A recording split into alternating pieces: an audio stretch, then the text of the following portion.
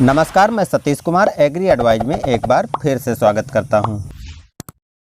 आज हर किसान अधिक से अधिक अपने धान की पैदावार लेना चाहता है। दूसरे को उर्वरकों को डालते हुए देख करके वो भी अपने खेत में अधिक से अधिक उर्वरक डालता है, इस बाबत की हमें भी उससे अधिक पैदावार मिले या हमारी फसल उससे कमज़ोर ना हो। तो दोस्तों, ऐसी हालत में हम काफ़ी अधिक लागत लगा देते हैं, फिर भी उपज हमको कम मिलती है। तो आज हम कुछ ऐसे ही तरीके बताने जा रहे हैं जिनको अपना करके आप लागत भी कम कर पाएंगे और उपज भी आप अच्छी ले पाएंगे।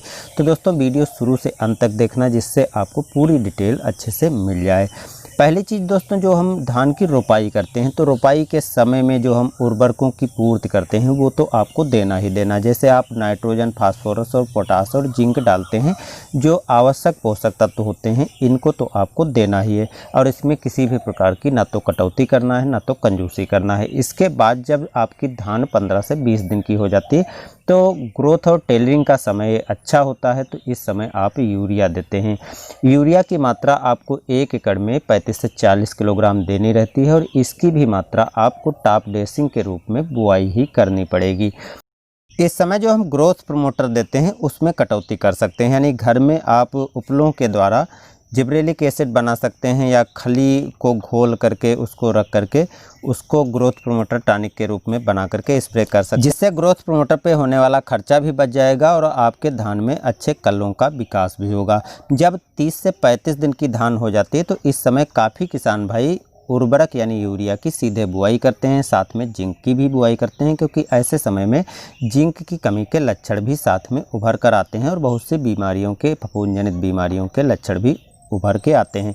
तो ऐसे में आपको यूरिया की सीधे बुआई नहीं करनी है। आपको करना क्या है कि 2 किलो आपको यूरिया ले लेना है, 200 ग्राम चिलेटेड जिंक ले लेना है। चिलेटेड जिंक नहीं मिल पा रही है तो आप 33% वाली जो मोनो जिंक आती है उसकी 1 किलोग्राम मात्रा चिलेटेड जिंक की जगह पर ले सकते हैं और साथ में 1 किलोग्राम सल्फर 80% वाली ले करके तीनों को घोल तैयार करके स्प्रे कर दें।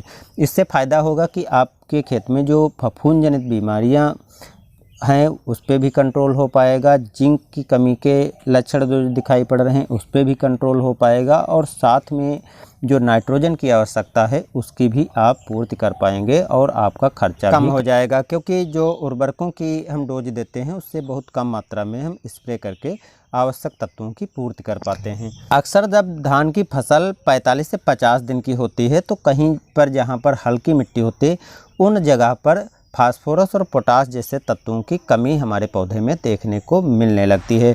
तो ऐसे समय में आपको किसी भी उर्वरक की बुआई नहीं करना है, सीधे आपको स्प्रे करना है। स्प्रे के रूप में 02828 NPK का स्प्रे कर सकते हैं, क्योंकि इस समय यूरिया की ज़रूरत नहीं पड़ती है, या फिर 05234 NPK का भी स्प्रे कर सकते हैं। साथ में चाहें तो आप ग्रोथ प्रमोटर के रूप में ह्यूमिक एसिड जो होममेड है या खली का घोल है इसको भी स्प्रे कर सकते हैं, जिससे पौधा आपका तंदुरुस्त अच्छी तरह से विकास करना जारी रखेगा। बाद में जब बालियां निकलने की अवस्था होती है उसके पहले भी आप देखते हैं कि पौधे कभी कमज़ोर रह जाते हैं या उसमें फूल आदि बनने लगते हैं लेकिन दाने का भराव इतना अच्छा नहीं होता, तो ठीक उसके पहले या आप 0050 का स्प्रे कर दीजिए या आवश्यक पड़े तो आप सल्फ़र की मात्रा भी 1 किलो मिला करके स्प्रे कर दीजिए।